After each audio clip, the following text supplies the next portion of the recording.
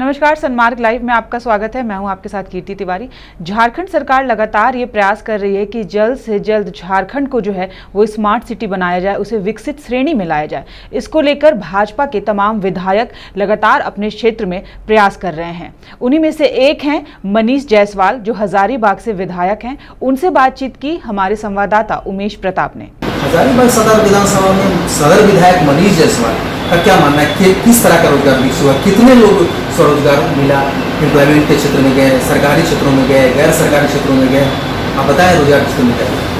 देखिए, रोजगार कई क्षेत्रों में मिलता है। प्रमुखता से देखें उद्योग धंधे एक है, सरकारी क्षेत्र जो है वो दूसरा है, तीसरा जो स्वरोजगार है वो भी एक बहुत बड़ा क्षेत्र है। जब रोजगार का सामने आता है तो लोग केवल इंडस्ट्रियल रोजगार को ही देखते हैं कि फैक्ट्री नहीं लगी या बंद हो गई तो फिर उसकी तरफ ही ध्यान देते हैं।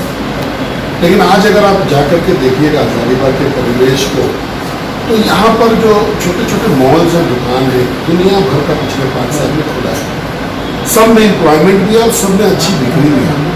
तो किसी भी इकोनॉमी को जज करने का तरीका यही होता है कि अगर उसके लोग चीज़ों को खरीद रहे हैं और लोग वहाँ पर रह रहे हैं, अच्छा से अगर शहर प्रॉस्पर कर रहा हो तो जरूर इनकम का सोर्स भी अच्छा होगा। तो ऑर्गेनाइज डाटा हम लोगों के पास इस चीज़ का है नहीं। लेकिन वर्तमान सरकार ने जो कौशल विकास के क्षेत्र में जो काम किया है, इसका हम लोगों को ये देखने को मिल रहा है। आज चाहे आप ट्रेंड मैकेनिक के रूप में देखें या ट्रेंड सर्विसेज में देखें, तो इसमें अच्छा रोजगार जनरेट हुआ है। हम लोग रोज अपने ऑफिस में बैठते हैं तो रोजगार मांगने वाले ऐसे लोग पहले बहुत आते थे कि हम रोजगार नहीं कर रहे, काम दिलवा दीजिए। आजकल जो है लोग अपग्रेडेशन के लिए आते हैं कि हम यहाँ काम कर रहे हैं, थोड़ा वेतन कम है, अगर हमको अच्छा जगह पर मिल जाता तो अच्छा होता। ये इसी को मैं पैरामीटर मान करके आपको कंफर्मिटी के साथ कह सकता हूँ कि मोदी जी की सरकार में,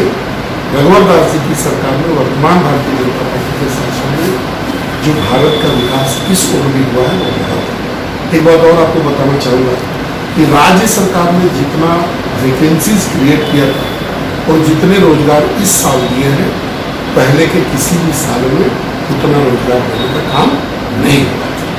हजारीबाग में खास करके स्वास्थ्य के क्षेत्रों में मेडिकल कॉलेज का खोला जाना उपलब्धियों को बताता है, सरकार भी बताती है, सांसद भी बताते हैं, आप भी बताते हैं कि भारतीय जनता पार्टी हजारीबाग ही नहीं, झारखंड के 4 जिलों में मेडिकल कॉलेज स्थापित किया।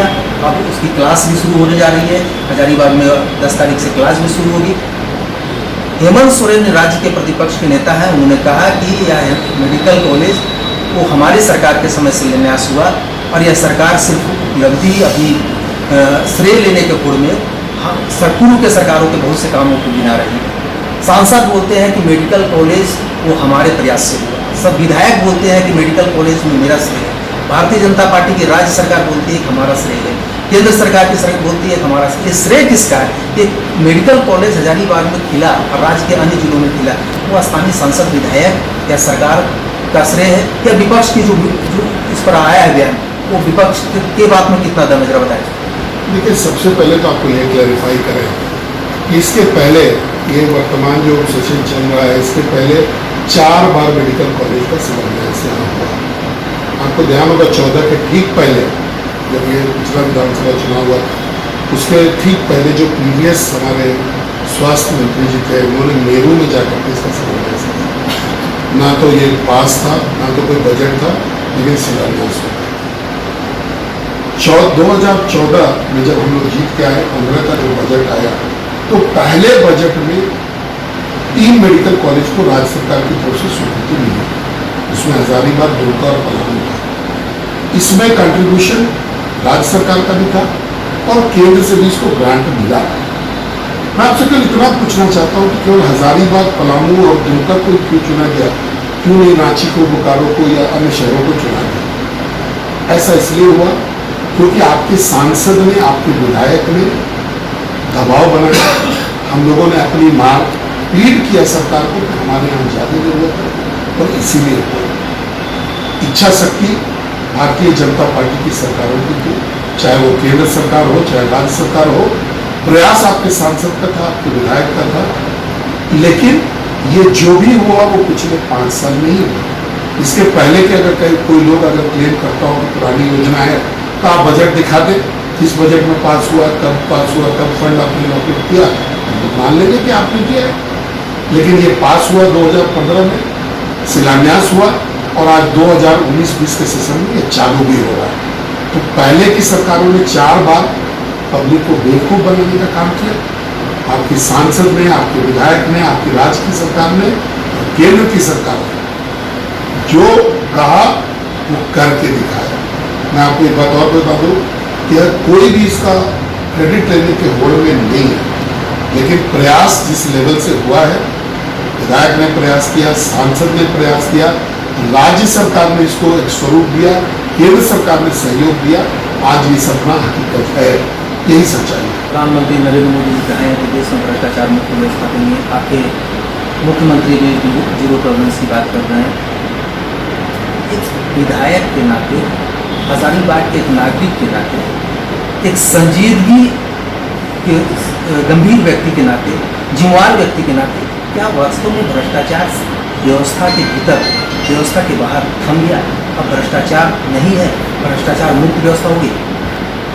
देखिए, भ्रष्टाचार को 2 रूप में देखा जाना चाहिए। एक तो जो पॉलिटिकल भ्रष्टाचार है कि हर चीज में योजनाओं को लूटने के लिए उसका सृजन करना, ऐसे फॉर्मूले लगाना जिसमें कि कमीशन मिले, और दूसरा है कि टेक्नोलॉजी का जो सार है उसको इम्प्लीमेंट करना ताकि भ्रष्टाचार करने का मौका नहीं हो। आज चाहे 5 साल में केंद्र की सरकार हो या हम लोग के राज्य की सरकार का अब सेशन अंत हो रहा है, इसकी हम लोग बात करें, एक भी इस सरकार पे भ्रष्टाचार का मामला नहीं, एक भी मामला। आपने देखा होगा राफेल के बारे में लोगों ने कितना हल्ला किया, लेकिन सुप्रीम कोर्ट तक से इस मामले को कह दिया गया कि नहीं, ये जो डील है इसमें भारत का हित है, इसमें आप और भारतीय जनता पार्टी ने 100% डीबीटी के माध्यम को इस्तेमाल किया, डायरेक्ट बेनिफिट ट्रांसफर। अब वो पैसा हम लोग सीधे लाभकारी लाभुकों के अकाउंट में भेजते हैं, वहाँ भी भ्रष्टाचार बिल्कुल पूरी तरह से समाप्त हो गया। जो रोड और जो टेंडर्स और कॉन्ट्रैक्ट होते थे, जो बिना काम किए हुए पैसा निकल जाता था, इसकी लूट बिल्कुल बंद है। मैं ये भी मानूंगा कि अभी ब्लॉक के लेवल पे, कुछ थानों के लेवल पे कुछ मामले ऐसे हैं जो सुनने में आते हैं। मेरा जनता जनार्दन से अपील है कि सरकार पूरा संजीदगी से चीज़ों को देखती है। आपको भी अगर कोई भी आदमी पैसा मांगे या किसी प्रकार के भ्रष्टाचार में लिप्त हो, तो सरकार का बहुत बड़ा नेटवर्क है। हमें प्रधानमंत्री जी को आप देख सकते हैं, 181 में कंप्लेन कर सकते हैं। यहाँ पर डीसी हैं, जिला शिकायत कोषांग है, सांसद हैं, विधायक हैं, किन्हीं से भी मिलिए, लेकिन अपने आप को सस्ते रूप में किसी को सरेंडर मत कीजिए। भ्रष्टाचार की लड़ाई, ये जड़ इसका बहुत मजबूत है। जब तक हम लोग सब लोग मिल करके इसको नहीं लड़ेंगे, तब तक ये दूर नहीं होगा। भारतीय जनता पार्टी और उसके जितने भी सिपाही हैं इस लड़ाई में अग्रज हैं। आपसे भी आग्रह है कि हम लोगों के सामने मामले लाइए। मैं आपको विश्वास दिलाता हूँ कि जेन्युइन काम बिना पैसा लिए हुए कराने की जिम्मेवारी हम लोगों की है। हम लोग करा भी रहे हैं, आगे भी कराने का वचन आपको देते हैं। आप फिर से विधानसभा चुनाव में प्रवेश करने जा रहे हैं और जल्द ही जो है उसकी चुनावी अधिसूचना जारी होगी। आप क्षेत्र के मतदाताओं से क्या कहना चाहेंगे? देखिए, पिछला जो हम लोगों को जो विरासत में जो मिला था, सारी बात जैसा मैंने आपको पहले भी बताया कि एक टूटे हुए घर हमको दिया गया था। मेरा पहला दायित्व बनता था कि हम इस घर को सजाएं, संवारें और रहने योग्य बनाएं। चाहे आप सड़क के मामले में देख लीजिए, बिजली के मामले में देख लीजिए, स्वास्थ्य के मामले में देख लीजिए, शिक्षा के मामले में देख लीजिए या जलापूर्ति के मामले में देख लीजिए। ये जो बेसिक चीज़ें हैं, इन सभी को जड़ से हम लोगों ने ठीक करने का काम किया है। स्वास्थ्य व्यवस्था आज के दिन में बहुत ऊपर आया है, हम कामना करेंगे और ऊपर जाए। शिक्षा में भी अच्छी प्रगति हम लोगों ने की। आपने देखा होगा कि हजारीबाग शिक्षा के हब के रूप में पूरा झारखंड में जाना जा रहा है। आप बिजली के मामले में देखेंगे तो बिजली में जो बेसिक इंफ्रास्ट्रक्चर का काम है, ये भी बहुत तेज़ी से चल रहा है। घर घर बिजली देने का काम हम लोगों ने किया है। ग्रामीण सड़क हो या शहर की सड़कें हों, ये 90% कनेक्टिविटी हम लोगों ने बनाया है। जलापूर्ति में शहरी जलापूर्ति को लेकर के बहुत बड़ा काम जो है किया गया है। गुनार डैम से पानी आ रहा है और गाँव में जो सोलर वाटर पंप से पानी देने का अभी 1200 योजनाएं अभी यहाँ पर कुछ जिले में चल रही हैं, क्योंकि प्रत्येक गाँव में एक प्रोजेक्ट अभी हमको लगता है कि 1-2 महीने में हो जाएगा। तो जो बेसिक इंफ्रास्ट्रक्चर का काम है वो हम लोगों ने किया है। लेकिन एक और सपना था कि अपने लोगों का हम लोग लिविंग स्टैंडर्ड को ऊपर करें, क्वालिटी ऑफ लाइफ को बढ़ाएं, उस पर काम करना बाकी है। मैं आपके माध्यम से लोगों को अपील करना चाहूँगा कि जब दूसरा मौका मिलता है तो मेरा पूरा का पूरा समय उनके अपलिफ्टमेंट में, जो मानव जाति है उसके अपलिफ्टमेंट में, उसमें जो ये होगा उसमें जाएगा, ताकि वो एक अच्छी ज़िंदगी जी सके, एक अच्छा इनकम से जी सके और जो बेसिक है वो उनको मुहैया हो सके, इसके लिए प्रयास करें। बहुत बहुत धन्यवाद। अभी सदर विधायक मनीष जायसवाल जी संवाद लाइव से बात कर रहे थे। इन्होंने अपनी तमाम गतिविधियां पिछले 5 वर्षों के भीतर उन्होंने जो कुछ भी किया विस्तार से बताया। इनका हम फिर से एक बार धन्यवाद करते हैं। न्यूज़ प्रताप।